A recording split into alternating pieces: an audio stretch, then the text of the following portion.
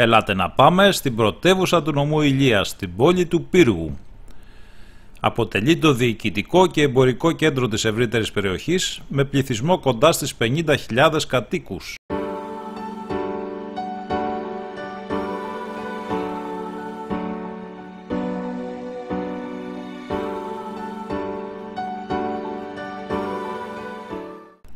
Από ιστορικής πλευράς, ο Πύργος διαδέχτηκε την αρχαία πόλη των Λετρίνων και οφείλει την νεότερη ονομασία της σε ένα μεγάλο πύργο που είχε κατασκευαστεί εκεί κατά την εποχή της τουρκοκρατίας. Κατά τη διάρκεια της Επανάστασης του 1821, ο Πύργος διαδραμάτισε σπουδαίο ρόλο στον εθνικό αγώνα. Δυστυχώς όμως ήταν η πρώτη ελληνική πόλη που καταστράφηκε από τους Τούρκους. Μετά την Επανάσταση, ο Πύργος ορίστηκε πρωτεύουσα της επαρχίας της Ήλιδας. Γνώρισε ιδιαίτερη ανάπτυξη την εποχή του σταφιδεμπορίου, τον 19ο αιώνα, χάρη στη γεωγραφική του θέση και το κοντινό λιμάνι του Κατάκολλου. Η σιδηροδρομική γραμμή μάλιστα Πύργου Κατακόλλου ήταν η πρώτη στην Ελλάδα εκτός Αττικής στην εποχή εκείνη. Πολλά είναι τα αξιοθέατα της πόλης του Πύργου, κυρίως κτίρια νεοκλασικά, η κεντρική πλακόστρωτη πλατεία, εκκλησίες και κοντινά μοναστήρια με μεγάλη ιστορική σημασία. Το Λάτσιο Δημοτικό Μέγαρο, η Δημοτική Αγορά και το Δημοτικό Θέατρο Απόλλων αποτελούν όμορφα δείγματα νεοκλασικών. Στολίδια της πόλης αποτελούν η Δημοτική αλλά και η Δημόσια Βιβλιοθήκη με 20.000 και πλέον τόμους. Πολύ ενδιαφέρον είναι και το Αρχαιολογικό Μουσείο που επισκεφτήκαμε. Το μεγάλο νεοκλασικό κτίριο του Τσίλερ έχει εκθέματα από όλες τις ιστορικές περιόδους από τη γύρω περιοχή, ακόμα και από τη Βυζαντινή και μεταβυζαντινή περίοδο. Θα ξεκινήσουμε την περιήγησή μας από την κεντρική πλατεία του Πύργου, με τα πολλά μαγαζιά και τον επιβλητικό ναό του Αγίου Νικολάου στο πάνω μέρος της.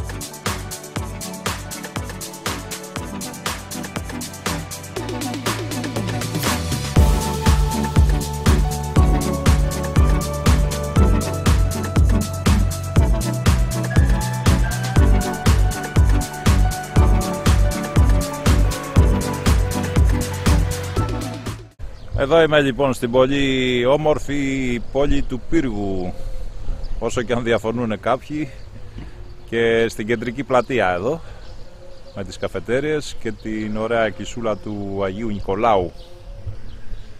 Και έχει και άλλες ωραίες εκκλησίες, το Άγιος Αθανάσιος λίγο πιο πέρα. Θα τα δούμε όλα από ψηλά, για πάμε.